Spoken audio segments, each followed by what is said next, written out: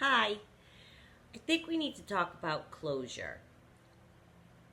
A lot of people seek closure in any kind of breakup. You want closure, okay? With the narcissist, you will never, ever, ever get any closure. And that's purposeful on their part. They don't want you to have closure, okay? Like, many people break up and say you had a nice relationship, you're in a healthy relationship, but it didn't work out. It happens.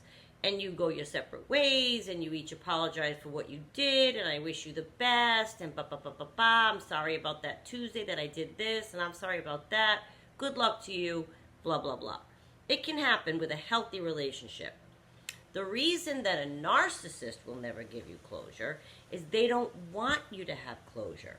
They want to leave it open-ended for you, partly to control you, partly, of course, to torture you, so that you're left wondering, that door's open. We never had closure. Is he going to come back? Is he ever going to call me again? Is he ever going to talk to me again? Is this going to pick up where it left off? I never had questions answered. They love that. Love it. That's their goal.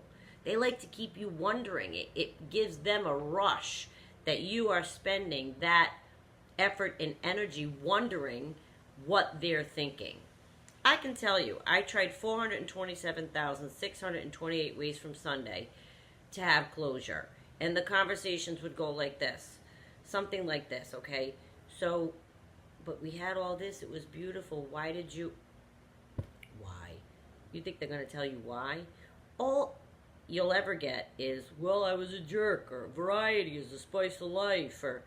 And it'll be circular conversations that don't quite answer the questions. There'll be word salad that it doesn't make any sense. But they'll never just sit right down and look at you and go, I don't know what's wrong with me. You're right. You made us a beautiful life. I don't know what's wrong with me. And it might kill you because you see that he threw you two away for this. And then he doesn't even end up with that. And so you're like, was it worth it? They can't even answer you then. Because they weren't thinking that way. They weren't thinking, I have a beautiful relationship. I'm stepping out on it for something that's not even worth it to me, that they're not even with anymore. They're on their 12th piece of trash. I shouldn't say that, because maybe the girls are nice girls. But I think anyone that goes with another person's man leaves a lot to be desired. And maybe as women, we could stop doing that to each other. That would be a step one in stopping the narcissist, right? If you know they're otherwise engaged with someone, maybe tell them, you know what? Get your life together, bud. But back to closure. I'm sorry, I have allergies. The remodel is almost done in this house, and there's dust everywhere. So my voice sounds like this. They will not want you to go forward in a satisfactory manner, because then that means you could then move on.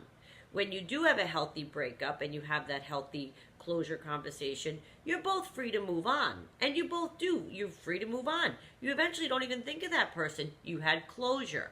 But again, we're thinking with a normal functioning brain. That's what normal people want. How could they possibly keep you on the bench as a bench warmer to call on later on in their life if they give you closure? They don't want you to move on. They collect people. So they want you to sit there and wonder. Even if you got into another relationship, that wouldn't stop them from reaching out to you if they felt like they wanted a hit of your supply, or nobody else was answering them and they thought, she'll always answer me. Don't be that person for the narcissist, that you'll always be the person that they'll answer, that you'll answer them. Don't be it.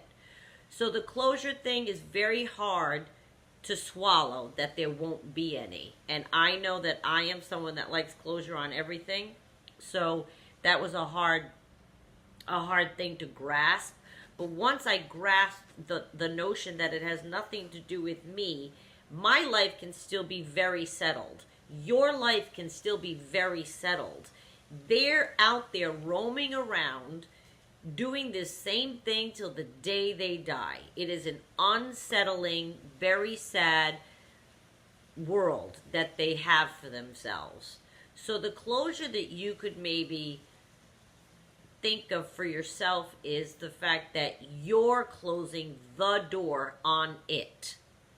And so you won't allow any more possibility into your life from that person of pain and manipulation and anguish and torture. It's torture. So I want you to try to let go of the idea of getting closure. And I know right now, to hear that, I would go, but I have to have it, I have to have it, I have to have it. I understand. And I chased closure. Again, I was lucky. I was in and out in under a year. Some of you have been in this for decades, years. You have kids. It's a marriage even. And you want closure. The narcissist, their personality is such that they will not give that gift of closure to you.